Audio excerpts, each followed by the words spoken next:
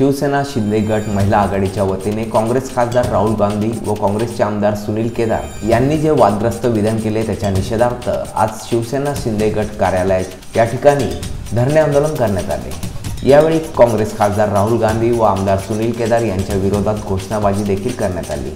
काँग्रेस लाडक्या बहिणीचा सावत्र भाऊ आमचे पैसे नका खाऊ, बँक घोटाळ्याच्या आरोपी लाडक्या बहिणीच्या केदारला पोटदुखी अशा वाक्याचे पोस्टर छापून शिवसेना शिंदे गट महिला आघाडीच्या वतीने जाहीर निषेध करण्यात आला। यावेळी सुवर्णा मटाले, मंगला भास्कर, अस्मिता देशमाने, रोहिणी देवरे, मंदाकिनी जाधव, आशा पाटील, सुलोचना मोहिते, मंजुषा पवार, सुनीता जाधव, भारती धात्रक, सुषमा शिरसाट, अलका शिरसाट, सरला चव्हाण, कल्पना सावंदे, पूनम भालेराव तसेच शिवसेना शिंदे गट महिला पदाधिकारी व कार्यकर्त्या मोठ्या संख्येने उपस्थित होत्या। आज शिवसेना महिला आघाडीच्या वतीने या ठिकाणी आम्ही आंदोलन करतो आहोत। काँग्रेस पक्षाच्या विरोधात खरं तर हे आंदोलन आहे। काँग्रेसचे आमदार सुनील केदार यांनी जे वादग्रस्त विधान केलं की लाडकी बहीण योजना ही बंद करण्याचं काम आम्ही सर्वप्रथम करू आणि राहुल गांधींनी देखील आरक्षणावर काही छेडछाड केली, त्याबद्दल देखील चुकीचं वादग्रस्त वक्तव्य केलं, त्यांचा धिक्कार, त्यांचा जाहीर निषेध म्हणून आम्ही आज हे आंदोलन करतोय। यांच्या पोटात नेहमी पोटसूळ उठत असतो।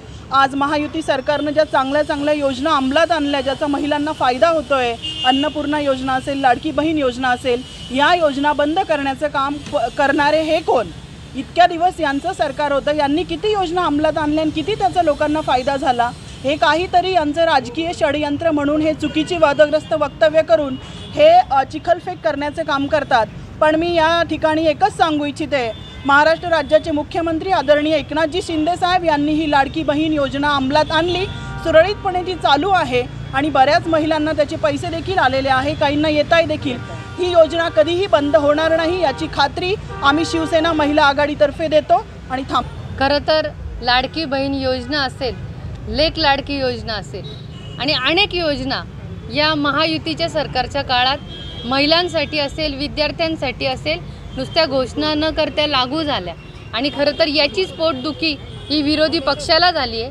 तर येणाऱ्या विधानसभेमध्ये निश्चितच महायुती सरकारचा विजय होऊन महायुती सरकार परत एकदा स्थापन होणार आहे आणि म्हणूनच कोणीही उठतं आणि चांगल्या म्हणजे आमदार पदावर असलेली व्यक्ती आज असं वक्तव्य करून महिलांची दिशाभूल करता, पण त्यांनी किती असे चुकीचे वक्तव्य केले तरी या सगळ्या बहिणींचा त्यांच्या महायुतीच्या भावांवर, मुख्यमंत्र्यांवर, उपमुख्यमंत्र्यांवर विश्वास आहे आणि हा विश्वास डळमळीत न होता निश्चितच येत्या विधानसभेमध्ये या निश्चितच मोठ्या मताधिक्याने जेव्हा महायुतीचं सरकार येईल तेव्हा या बहिणींचा आशीर्वाद किती मोठ्या स्वरूपात या भावांना लाभलाय हे चित्र सगळ्या महाराष्ट्राला दिसेल। अमर सोळंके, मी नाशिककर न्यूज, नाशिक।